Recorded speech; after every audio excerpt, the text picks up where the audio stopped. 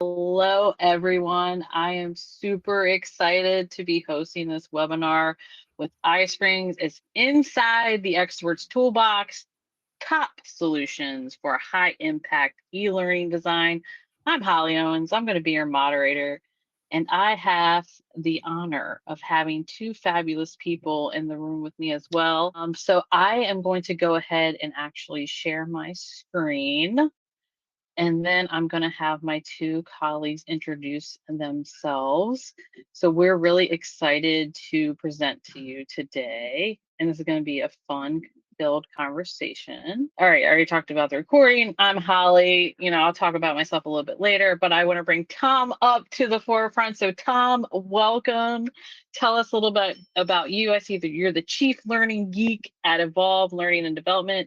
Go ahead and tell us a little bit about yourself before we jump into the questions. Hello, I'm Tom. I'm the Chief Learning Geek at Evolve L&D, because if you're going to create your own job title, why do something sensible? Other people go architect or head of. No, not me. Right. At Evolve, really, what I do is all about working with L&D teams to help them be what we call radical but essential components of the business. And one major component of that is choosing the right tools to get the job done. So that's kind of my into the conversation today. I love it. And I'm so happy to have you here. I presented at a conference with you. I don't even know how many months ago that was. It was a while ago. It was like at the beginning of this year. Yeah. So we're reconnecting now, which is fabulous. And then we have the amazing Heidi Kirby.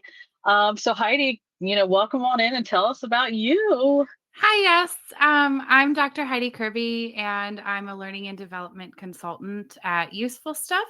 And we also now have a Useful Stuff community. So I love all things L&D and being involved in L&D and talking about it.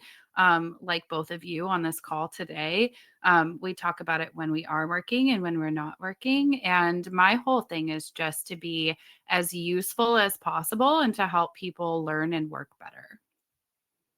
I love it. And it's so great that we all get to finally sit down and have a conversation synchronously and share our expertise and our ideas about tools that, across the spectrum, communication, e-learning, authoring tools, as instructional designers and learning and development people, we use so many different, our tech stack is stacked for sure.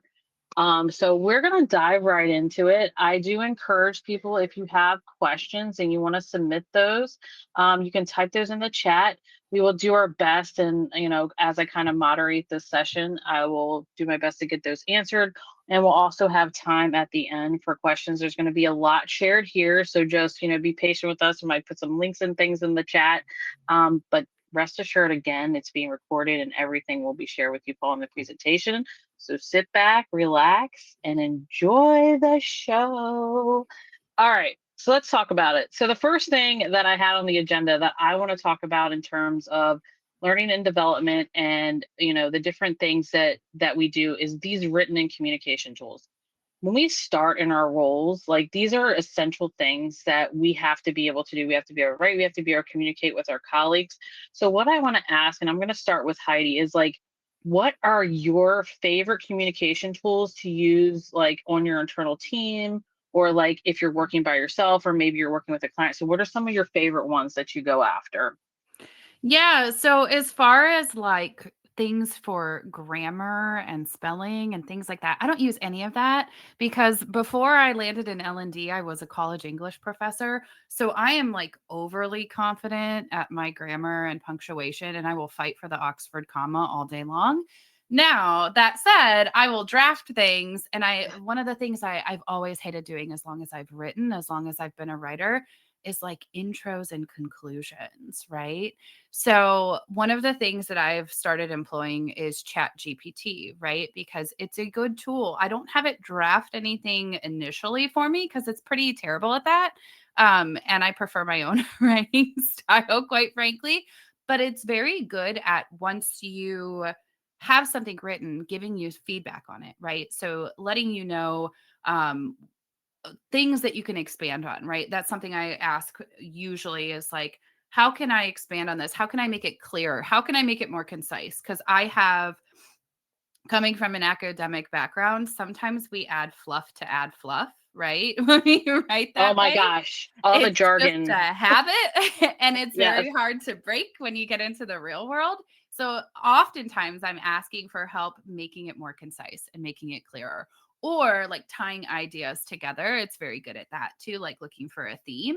But in terms of like internal communication channels, I really just am good with whatever they have. I like Slack a lot. I've liked the companies that have used Slack, but I like specifically when a company has clear channels for clear purposes, right? Because a lot of companies have a lot of Yes. communication channels, no clear purpose for any of them, and you don't really know where to put what.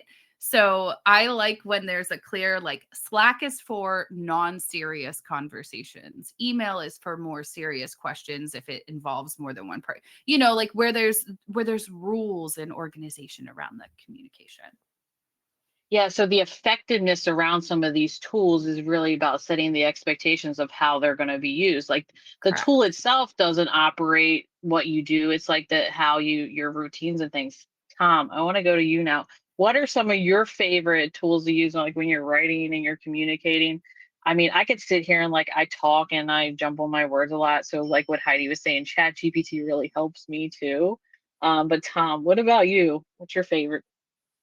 So the biggest thing for me in terms of writing is Dragon, the natural language processor, because I'm dyslexic. So actually writing is a freaking nightmare. Like the amount of money I have spent on hiring proofreaders over the years, I could have bought houses, I should imagine. Wow. So Wow. being able to just talk and have the writing bits done for me is tremendously useful, and it's Dragon's pretty accurate. I use that over like Windows narrator because Windows narrator is a word I shan't use on a professional channel, but it's not great, let's say. So Dragon iSpring, what it also allows me to do is I think that the way I learned to write was through performing plays. And that's how I learned to love language. And so often when I'm writing like e-learning material, I'm writing with a cadence. I'm trying to think about where are the beats in this story, where's the narrative. The easiest way for me to think about that is to say it, not type it. So whatever I'm writing, chances are I'm writing it by speaking to the computer. And then when it comes to sharing it, this is where it gets more difficult. Fewer and fewer communication platforms are actually compatible with platforms like Dragon. Slack, whenever I see someone goes, let's use Slack, my heart sinks because I know I'm going to have to Dragon it into DragonPad, then copy and paste it because it won't work directly. Okay. Which is why I'm a big advocate for Discord, which no one else likes because it's very complicated, but it integrates really well with voice typing. So it's one of those things where, for me, I kind of just had to go, well, I'll get over it. I'm the outlier here. But when we talk about accessible workplace and ability to use language, that becomes a much bigger issue, which I think often gets overlooked. And if there's a Slack developer in the chat, sort it out. It's not difficult. You're a big Yeah. platform, make it work. Yes. Yes. I love that, Tom. And I was just about to point out the things that you're talking about are accessibility expectations here and things that should be built into the platform that we shouldn't have to necessarily worry about as users with different types of, like dyslexia, those different types of things. We shouldn't have to use that when we're logging into these platforms. You are 100% correct. Well, you both shared some great tools in ChatGPT. You talked about a little bit about Slack, Dragon, and your written communication tools.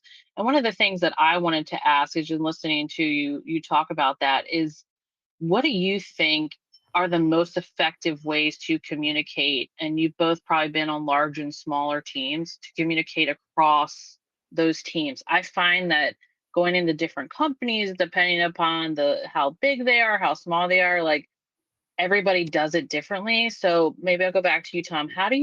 What are some tips we can give to people? Like, how do we do this? We have the tools, but how do we do this in an effective way?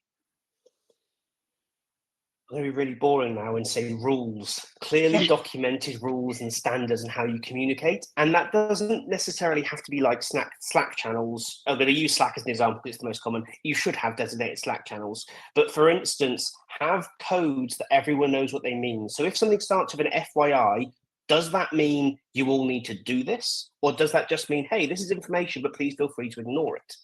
I worked at an organization recently that had this, and we had FYI. We also had do before a message. That meant you need to do this. There's no debate involved. You just need to get it done. And there's another one where we had idea. And this was just, hey, I've got an idea, but this isn't enforced. Please don't take this as something that's a task to do. Having standards like that in place just avoid confusion, especially when it's asynchronous or when there's a time difference, because there's nothing worse than leaving a message with a 12-hour time difference between two readers, and then you've got 12 hours of confusion before someone can clear that up.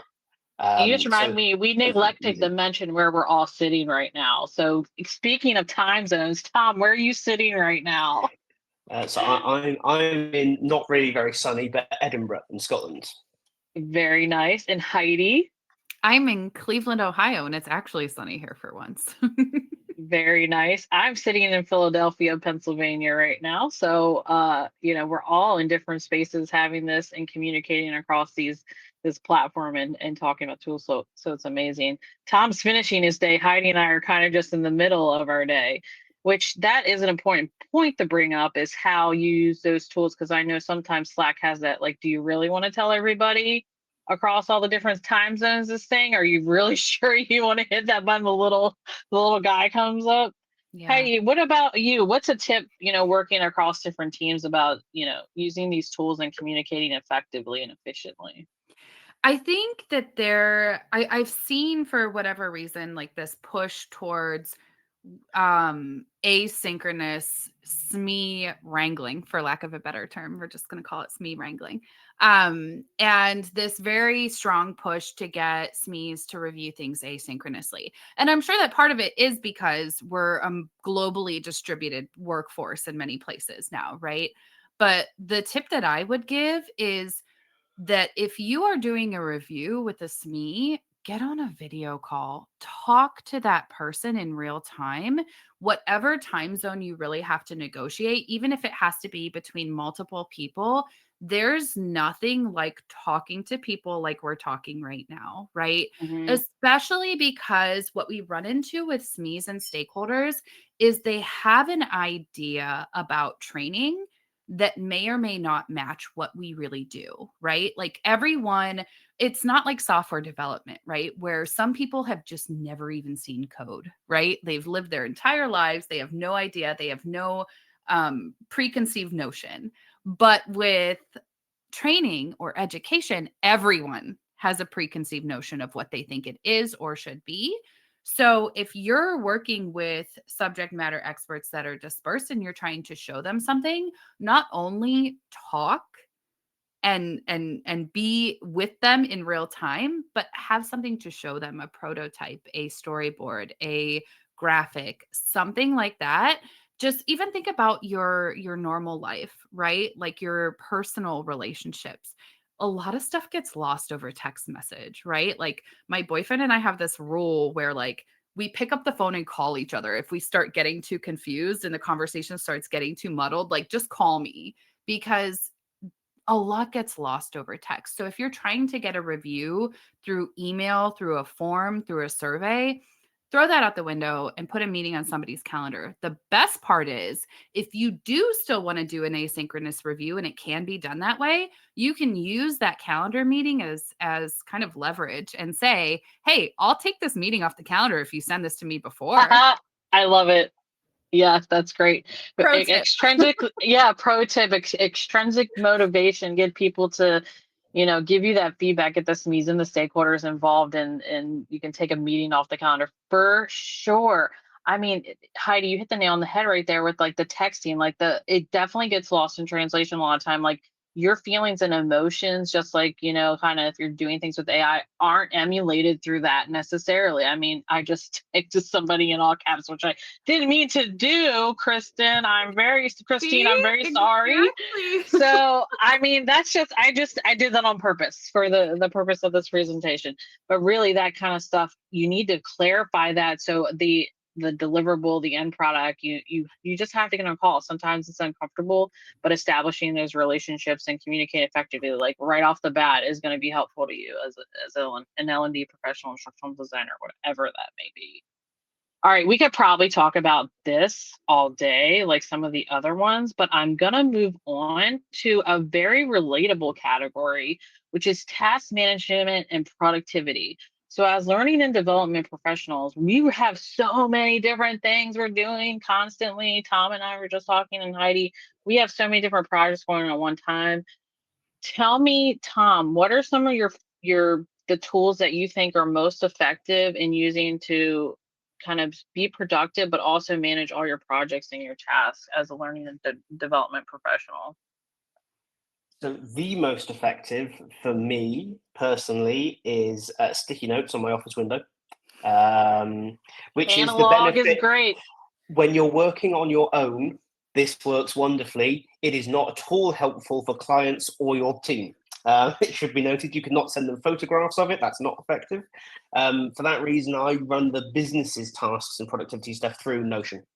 Okay. The real reason being that we have the combined ability to have all the the Kanban boards and the database stuff, but also all the actual work, all the conversations, all the knowledge base, all the links to articles are all in one place. The thing I can't stand is going, oh, well, you go to Asana for the task, and then you go to Dropbox for the information, and then you go to this intranet page over here for that. That to me is counterproductive when we're talking about productivity. And Notion lets me kind of build a very simple workflow between the task, the materials, the communication, which is the key thing for me. If I can't put it on my window, it should at least be easy and all in one place. Yep, Notion, that's a good one. What about you, Heidi? I too use a interesting mix of analog and Notion, as it were. I guess this is so. I was going to say that I love buying fancy, nice notebooks from. We're kindred spirits. Oh, I this one love is that. Marshall's. You always get a really good deal on really pretty notebooks at Marshall's or TJ Maxx.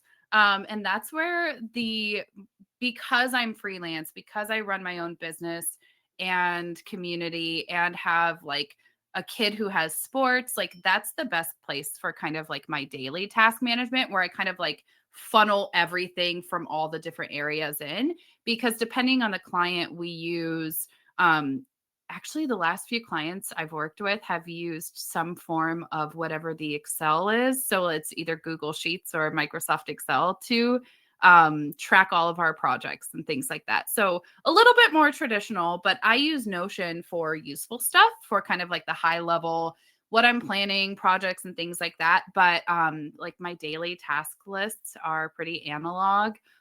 Or I'll also use I'll buy these big sketch pads from Five Below. And like for brainstorming things, I'll use that too. So yeah. That I love. I'm saying, look, I have the See? same thing. I have a 5-star notebook with the little pocket dividers, and I write stuff down. For me, it just like kind of brings it out more. But then I'm kind of organizing my thoughts there, and I'm putting it into Notion. And I actually use Motion to project Oh, manage, very Motion. similar to Notion. Okay. They rhyme. We did that on purpose. Notion, Motion. And I love it because I just write it down and then I put into Motion like how long it's going to take me, and then it spits out the information about how much time I'm supposed to be spending on each task and how long, so I can kind of plan my days around that and incorporate meetings. So that really helps me be productive. I feel like I have undiagnosed ADHD and have my whole life. So like the shiny thing, if Slack is popping up, or if a notification, like I'm getting text messages right now are popping up, I have to put those off the screen and completely turn those off in order to be productive. And those tools help because they remind me like this is what you should be focused on. And also using like the Pomodoro technique. So the 25-minute. Ooh, okay, yeah. Yeah, Mhm. the 25 Mhm. minute thing helps me tremendously. You focus on one task for 25 minutes, and then after that, you get a 5-minute break. Once you do that 4 times, which is roughly in 2 hours, then you get a 15-minute break. So you can go out for a walk or do whatever. You can set it up however you want, but that's something else that helps me keep on track and productive. So definitely, I agree with you with the analog and then putting it into something virtual. Yeah, I don't, yeah, type it into Google because I'm probably gonna spell it wrong anyways. For Pomodoro. So definitely.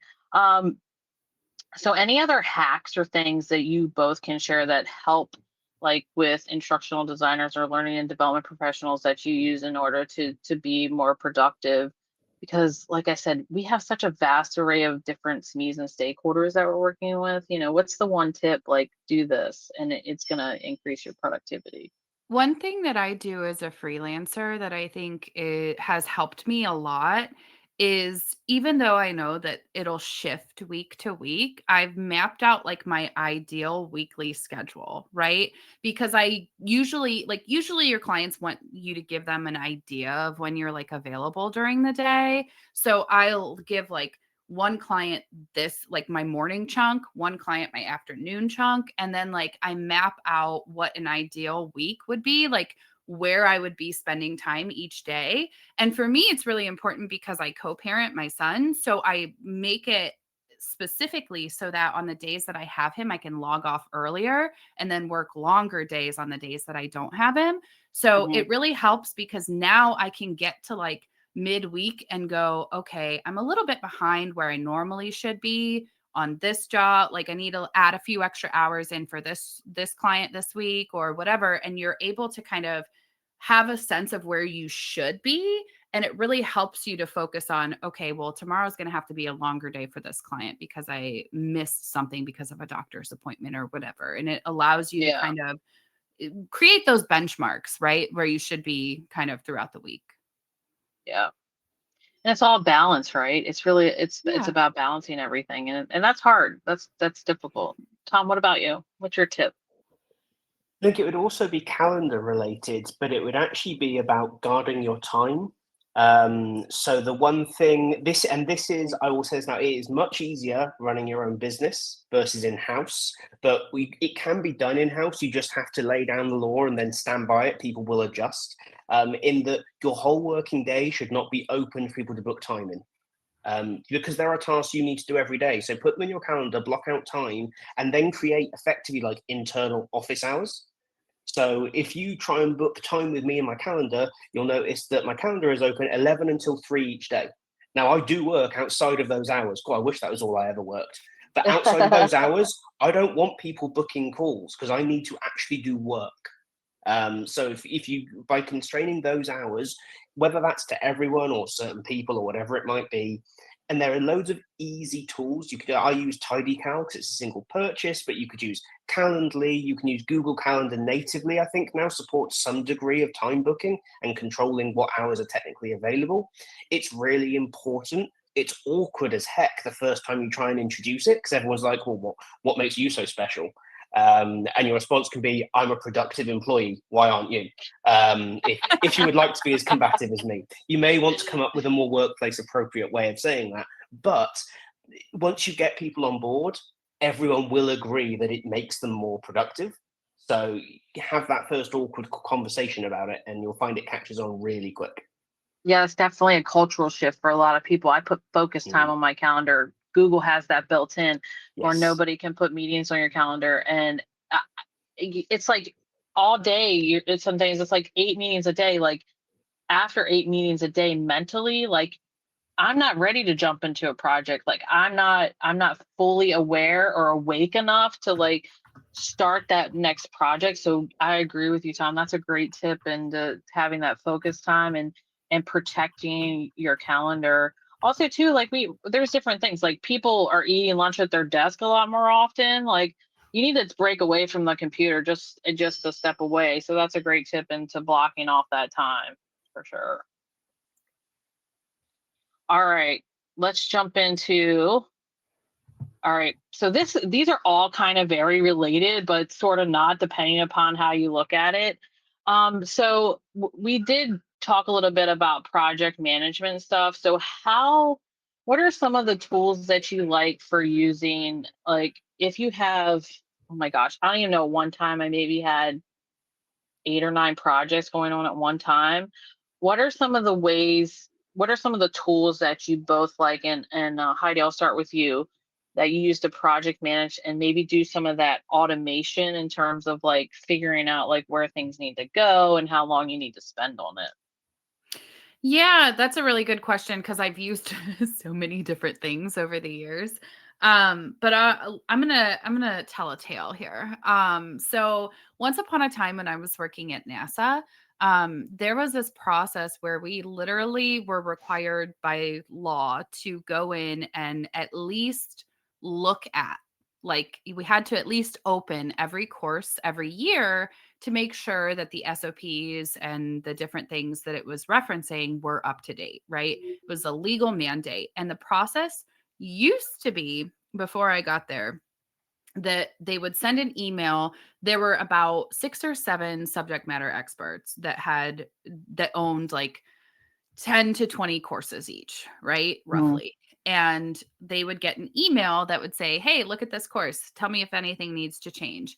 And the email response would then be printed on a printer and placed in either a red, yellow, or green folder, depending on the level of edits needed for that course, and then walked to the desk of the person who was making the edits. And so Wow. when my boss came in, my boss was like, we're using teamwork.com, which is basically like a monday.com or a ClickUp, or it's just another project management software, right?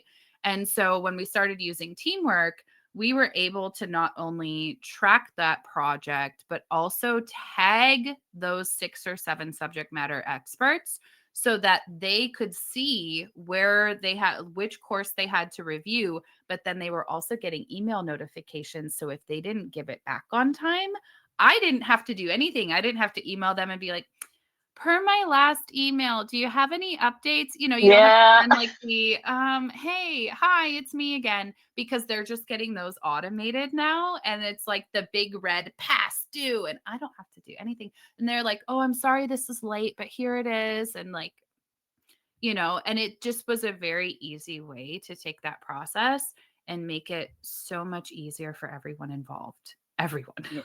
Yes. And you don't feel it feels icky sometimes sending those emails out. Like you want to be very like professional about it, but you're like, I really need this from you. You don't know how to structure it, but it does it for you. You don't have to worry about it. Yep. It puts the ownership on the person to get done what they need to get done. Yep. Tom, what about you? So very, very sort of similar stuff. I'm a big fan of there's a platform called Nextcloud, which is, you need to self-host it. It's a bit of a pain to set up if you don't like doing that stuff. But once it's set up, you can very quickly set a connection up using something like Zapier between that and, say, Notion or Asana or however you do your task management. What that then gives you rather is a file storage space attached to your task management space, attached to your communication space. So as you say, when you push hey, this is done, or it's ready for review, the file's located here. People get emails, people get chased. You can set deadlines. I think we often fall into the trap thinking deadlines only sit with us, that we're going to get chased, sure as heck. So we may as well chase them back. And if you can automate it, more the better. The biggest thing for workflow automation, though, is getting comfortable with something like Zapier. If you can get comfortable with that platform, you can automate almost anything that has an API attached to it, which is almost anything at this point. I want to come sit with you one day and just go through all of this stuff. Can I just come to Scotland like today and we can just talk about all of this? Because I know, you do it so well. I was so excited. This is why I'm so excited about this webinar. I know. Heidi knows stuff, Tom knows stuff, I know stuff. It's gonna be so much synergy and fun. I know. Like I just want to come there and sit next to you. I think, sorry, go ahead. But like a couple of years ago, though, doing something like that would be really technical, really complex, way beyond me. The only reason I can do it now is because the software's made it so easy. Like, I'll drop a link to Zapier there, but the whole point of Zapier is connecting to APIs with absolutely no knowledge of coding or how APIs really work or anything like that. So this is going to be a horrible big one of those nasty links that you get straight off Google, but it just makes the process easy. I don't, when I create connections like that, I don't spend time coding. I don't open Visual Basic. I go to Zapier. It's a graphical interface. It's the one time I like a drag and drop. I literally drag and drop Slack, and Asana, and whatever it might be into a nice visual chain that tells me who's passing a message to what. Super easy. Anyone can do it now. You do not need a technical background to do it. Yeah, that's the best part of it, is you don't need that technical background, because so many people are kind of like intimidated by some of these systems. And they're like, oh my gosh, it's going to take us so long to stand these things up. But really, if you work on the front end, it's going to save you so much time down the road. And that's the thing too, for instructional designers and L&D professionals. We are definitely a work smarter, not harder type of group, because we have so many different things that we have to do. Oh, this is such good stuff. I'm loving it. I'm learning so much. I'm taking notes as I'm presenting and, doing all these different things. All right, so now we're going to jump into a bit of the nitty gritty of instructional design and tools and things that we use when we are basically creating those deliverables that we're sending out to people. So when we think about, tools such as like iSpring and Articulate and some of the different like e-learning authoring tools, what are some of the things that you consider? And we haven't really talked about this with some of the advice that we give. How do you evaluate what is the best tool to use for your purpose? So Tom, I'll start with you. Does it meet the needs of the users? That's literally the only metric, is because I think the danger is we start talking about tools that we like, that we prefer to use, and that's putting us at the center of a decision that is not about us. It's about the user. And there are tools that I personally enjoy using, but I know users do not respond well to. It's all too tempting to create content using them, but I'm not doing my job if I make those decisions based on that. So it's really essential. The one really important metric, there are other things to consider, but the one thing at the center should be what's best for the end user. What about you, Heidi? I think that's a really great point, because I think when we think learner centered, right, we try to make everything learner centered. We imagine ourselves as a learner, which is what we're supposed to do if we're going to be able to see their point of view. But sometimes we imagine that we are that learner, right? Instead of like we are a learner, right?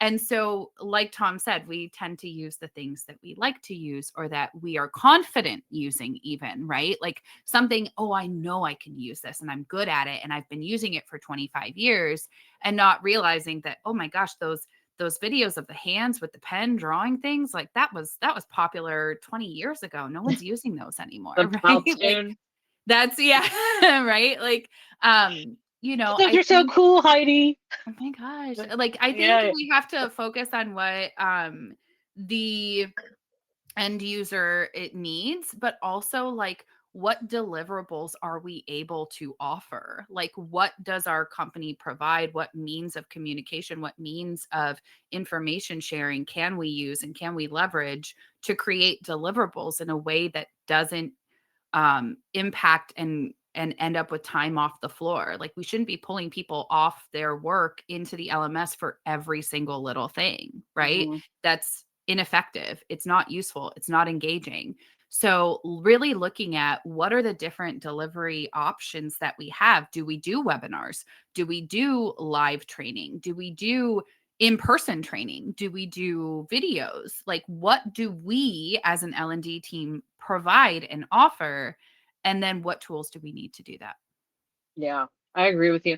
And I found that like doing the shift from education to corporate in the LMS space, education, and I'm going to give them a thumbs up here, is they do it a lot better than corporate does with the LMS, I would say, because if you go into an education based LMS like Canvas or the Blackboards of the world, you make the edits and it's completely live.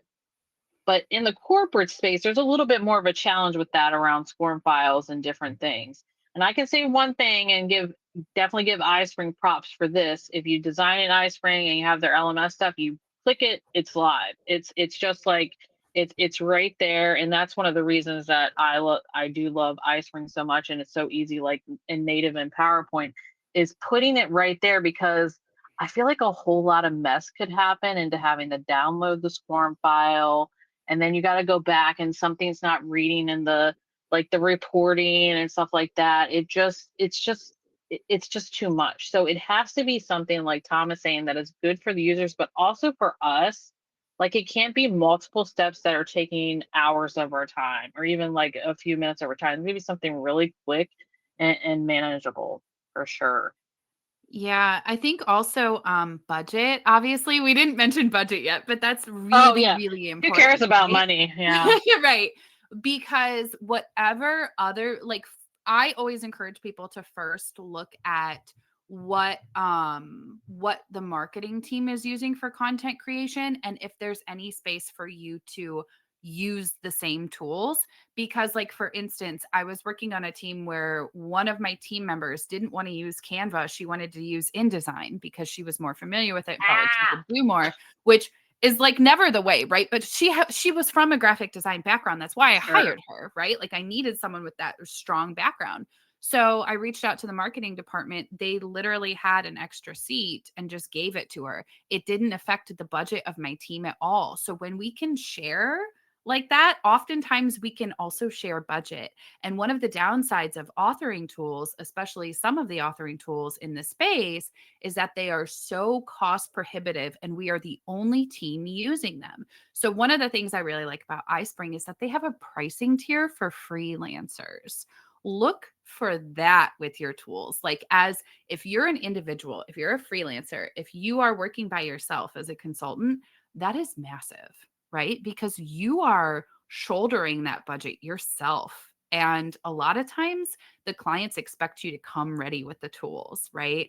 And the other thing too is don't just use one tool. And I Mhm. know that that's like sometimes bound by your company, but I think companies that only provide one tool for their L&D teams are they're setting their team up for failure, right? So you have to have more than one option to deliver the content too.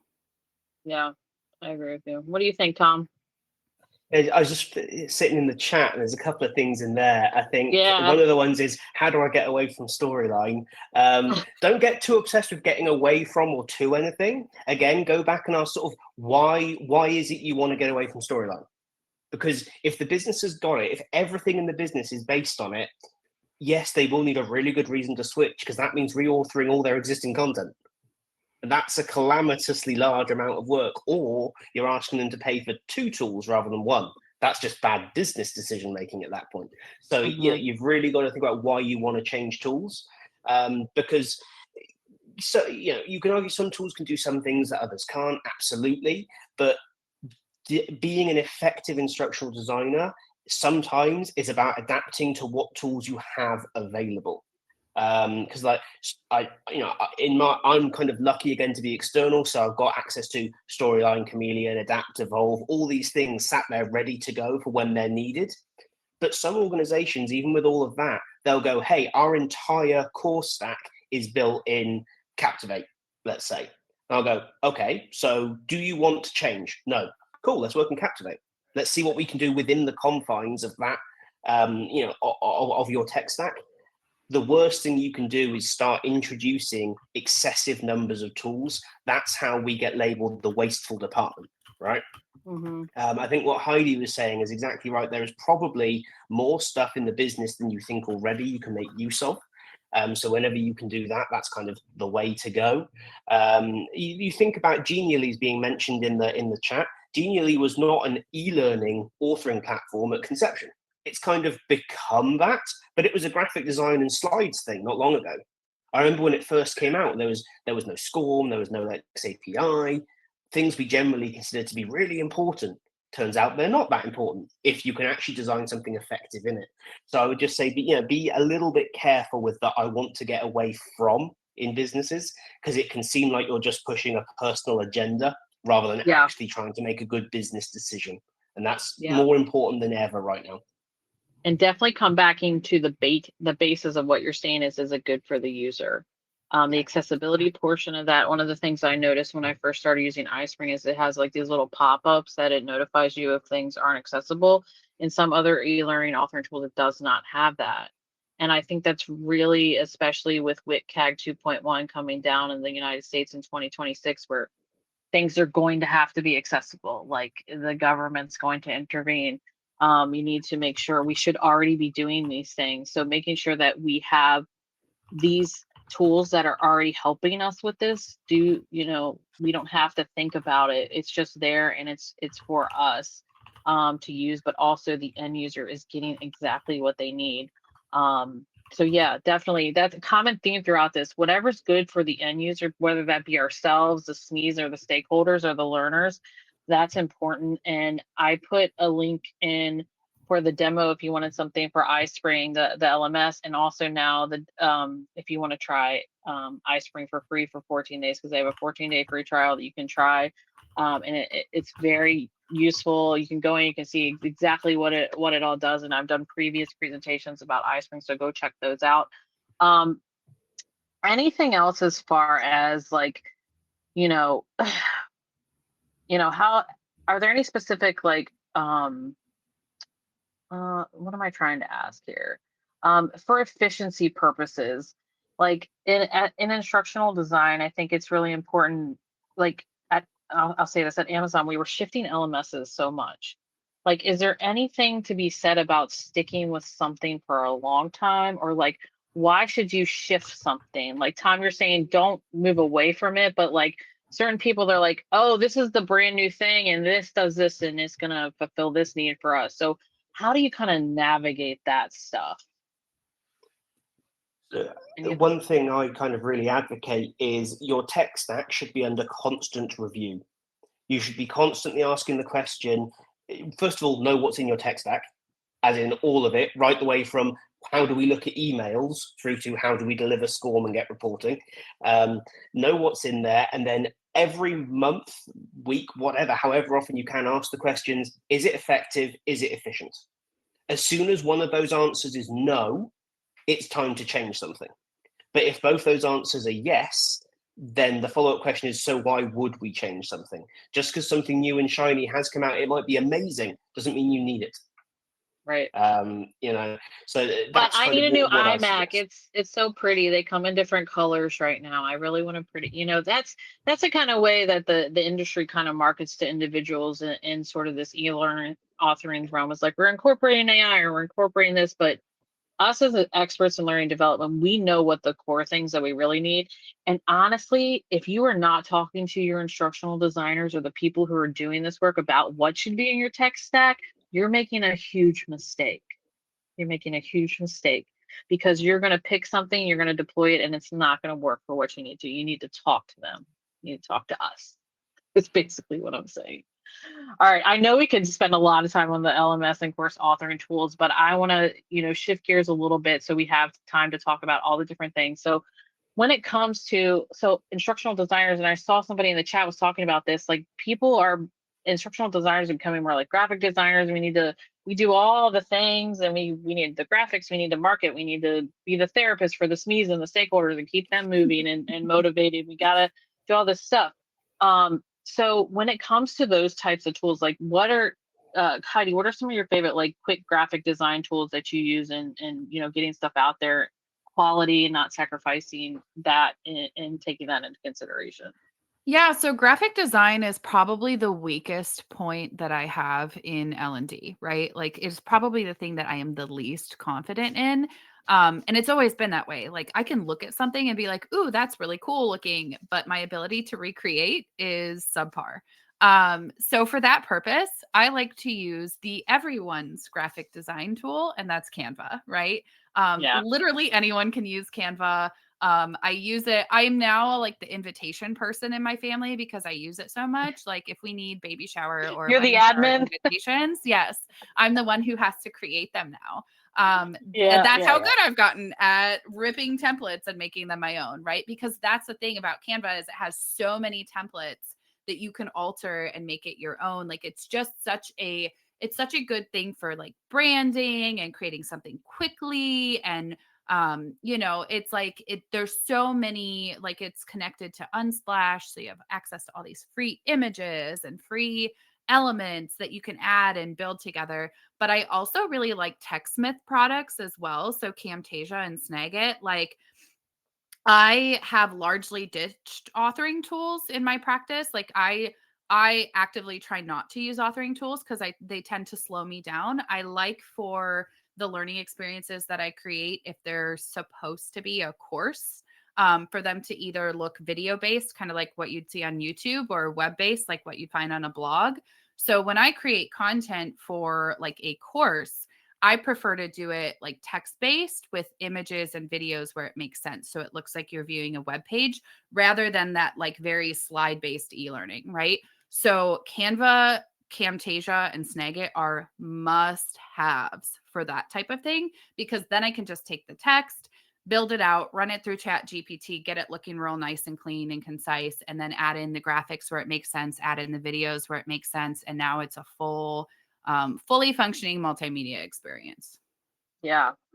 Heidi, I love the fact that in some of the posting that you've done, like in recent like months, about the moving away from the e-learning authoring, and that you're still completely functional. It's like we gravitate towards these things because we think we need them so much, but really, if they're supporting us in a way that's useful, that's when we need them. But it's not like the end all. Like if we don't have blank, it's not going to work. We can find ways to do it other ways as well and be innovative even in these systems. What do you think, Tom? So I think I'm on the opposite end of tool selection here. So Okay. I'm an Adobe house, but that comes from knowing it before getting into L&D. Like it was already my tool set of choice, and even then I move away from it. So for instance, for graphics, I'll use Illustrator and Photoshop. For web design, I think I'm still one of the few people in the world going, yeah, Dreamweaver. Dreamweaver is the way forward. That's how the internet should be built. And then when I do a video, chances are I'll be doing it in DaVinci Resolve or Premiere Pro. The main reason I use the Adobe stuff, again, being external, is that all of my clients will have Adobe licenses somewhere in their business. So it just makes sense. But when I speak to people getting into the industry, would I recommend learning Adobe? No. It's a ridiculous learning curve for very little additional ability to do your job well. So if you don't already know it or have another reason just to want to learn it anyway, tools like Canva, Figma, Miro are all much better options for what we actually do, especially as generally speaking, I'll create something in Illustrator, or someone on the team will create something in Photoshop because I can't stand Photoshop. First thing we're then going to do is export it and put it into Figma to show it to a client, which really is a really stupid and inefficient workflow if you're not already really comfortable in the Adobe stuff. Yeah. So bad example. Don't follow the way I did it unless you already have the software. I like your example too. I'm afraid of the Adobe products. I've learned the basics of them, but I'm very much I'm okay with admitting that to this larger crowd and you all. They intimidate me, and I really just want something that's easy and quick for me. And I had the opportunity to learn Adobe back in like 2011, 2012 that I probably should have taken it, but I didn't. So here we are. Is there anything else in terms of like the graphic design or any of the multimedia tools? I know there's a lot, we're trying to get things out like micro learnings and quick like trainings and stuff.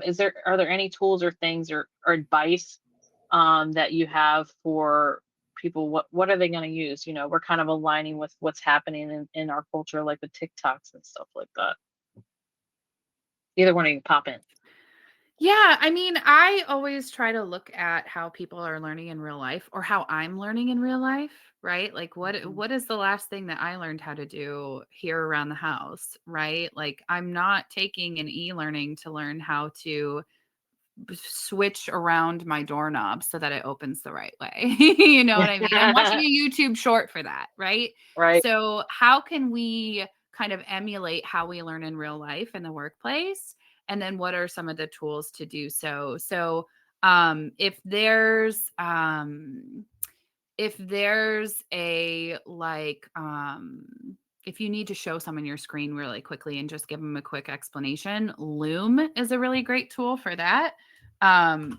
It's not a tool to create training, unlike one of my former managers bought it for. That was a really Wow. bad, because you can't edit it. It's a communication tool. It's to show an idea. So I had 2 really busy subject matter experts, and I wanted to show them a prototype that I had come up with to automate something that they were doing. So I created a quick Loom video walking them through the prototype that I created. And they were like, oh my gosh, this is great. Do it. Green light, go, and it was just a really nice way to get that across.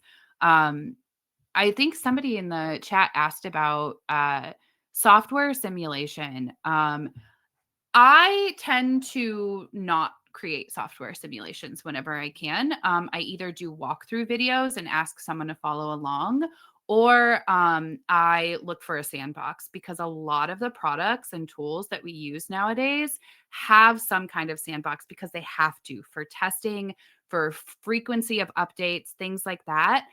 Getting people in the actual tool into a sandbox is going to be 1,000 times better than any software simulation you can create, because hotspots are very finicky, right? And they're only Not accessible. they're not accessible, and software simulations in and of themselves do not account for human error. They're like what we call the happy path. It's like you only do the correct thing, but as we know, people will click random stuff whenever they want. Like, remember one time my mom was like, I clicked everything that was on my computer when I opened it because I wanted to see what it did. She had Oh my gosh. and the computer wasn't working because she had opened everything at once and it didn't have enough memory to run. She was like, my computer broke because I opened everything. But we don't account for that kind of human error in software simulations. So giving them a sandbox is giving them that full access. There's also what's called digital adoption platforms that we haven't talked about yet, or DApps, like Pendo or WalkMe, that you can actually put into the actual product itself to give kind of those tips. Like, we've all seen it. You log into something the first time and it gives you a little tutorial and says, over here is this thing, like when you pay a bill or something. Over here is where you do this. Over here is where you do that. And so those are really helpful too. Yep, I agree. What about you, Tom? And just to tag on to that, Pendo also gives you the best user data you have ever come across. If you ever get the opportunity to use Pendo, just do it. You will understand your users so much better. But then from a multimedia perspective, look for tools that make other people do your job for you. So for instance, I have a platform called Storytagger. And what it basically says is you send questions to other people in the business, they then answer them to camera, and that distributes to everyone else in the thing. Marvelous. Wow. Job done. No editing required, no SME interviews. You just get the content and then send it to the users. It's a crazy idea. But tools like that just make sense. They make sense for everyone involved. They can do it at their desk. They don't need to book time in their calendars. It supports them. It gives them little tips like, hey, that's a bit bright. You don't want to be stood in front of a window when you record this video. Move. Real simple stuff that otherwise we have to do what? Review their video, then figure out, how do I tell this person to not be an idiot? But I can't word it like that. So instead, I'll write full paragraphs of, this is a marvelous video, but. So any tool that takes work off your plate like that is worth it in the content side of things. Well, I'm absolutely sure that we could definitely continue the conversation in all of these areas. We got about 6 minutes left in the webinar. So I definitely want to know before we go into the question session portion of the presentation, your last minute tips around general efficiency and any tool integration. Like, people are out here on Teams and they're like, we have like the hugest tech stack ever. Like, and we're using one tool that does one thing well. So how do we navigate that? What are your best? Let's give the top 2 tips from both of you so that people can walk away with and be like, this is what I'm going to go back to my team with. Why don't we start with you, Heidi? So my first tip is, don't skip the needs analysis of your team, right? Your team is made up of people. Those people have skill sets. Those skill sets align well with specific tools. So don't skip that, and don't buy the tools based on the tools. Buy the tools based on a need. Don't say, oh, well, because I see this all the time. People ask for recommendations, things like, what LMS should we buy? What's a good LMS? Well, it depends on what you're trying to accomplish.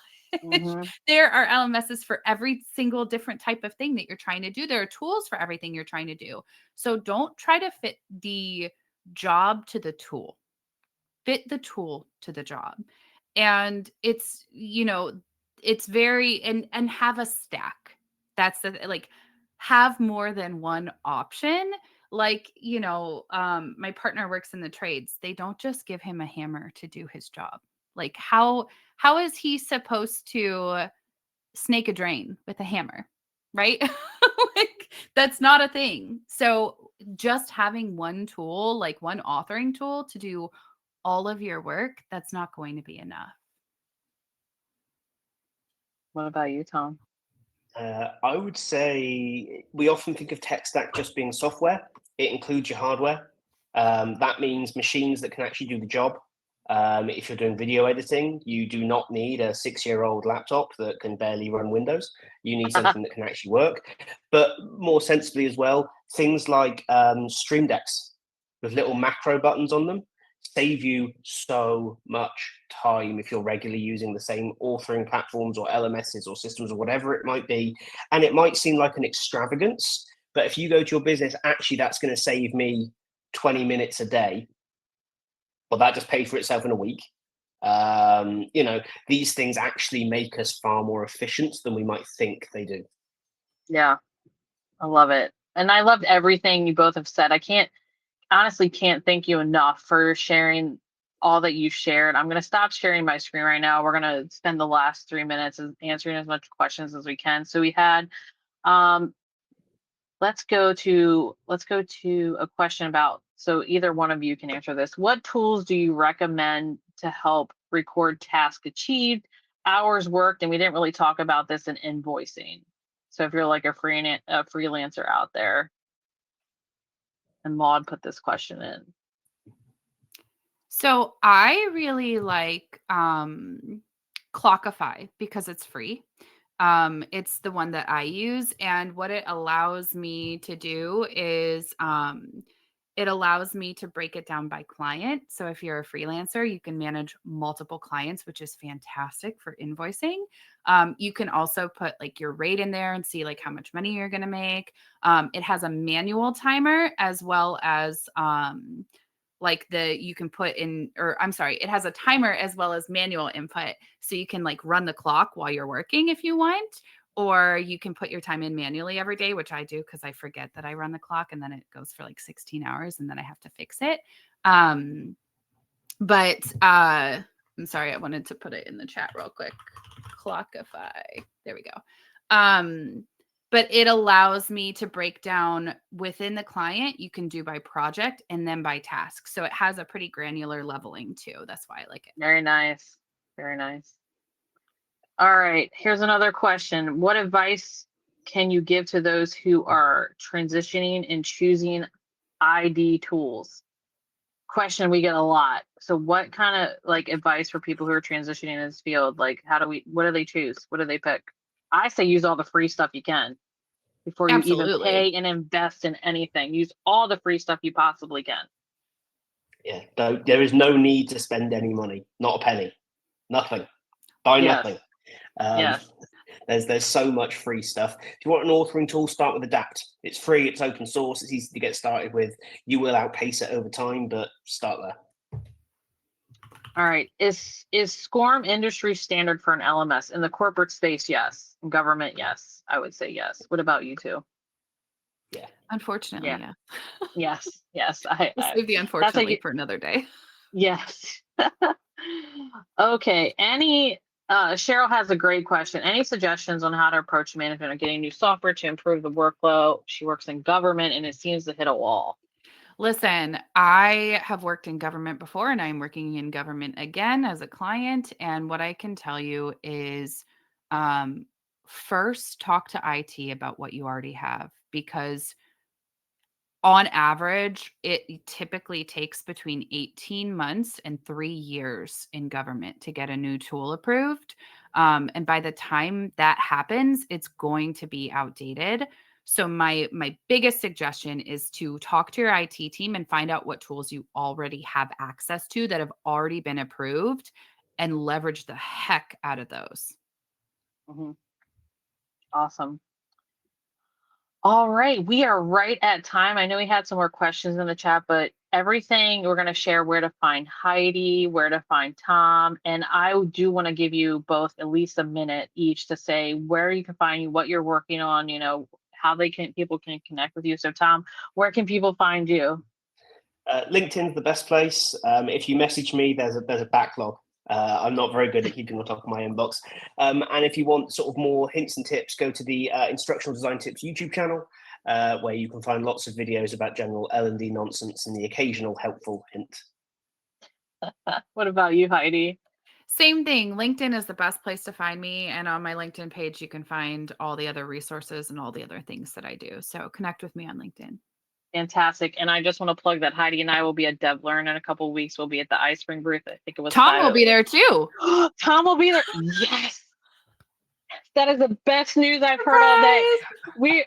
I can't wait. I am even more excited now. I am like, you just made my day by telling me that. Tom, I hope you're a hugger because I'm so excited to meet you in person. He said, he's like, don't you dare hug me. Okay. I won't. But that's awesome. So we're all going to be at DevLearn. So find us all there. Say hi. Come by the booth. We're going to do some presentations and things. And we so appreciate you all sitting with us and listening to us talk to all this. Thank you both for your time. Really appreciate it. And I can't wait to go to DevLearn in a couple weeks. So bye, everyone. Have a great day.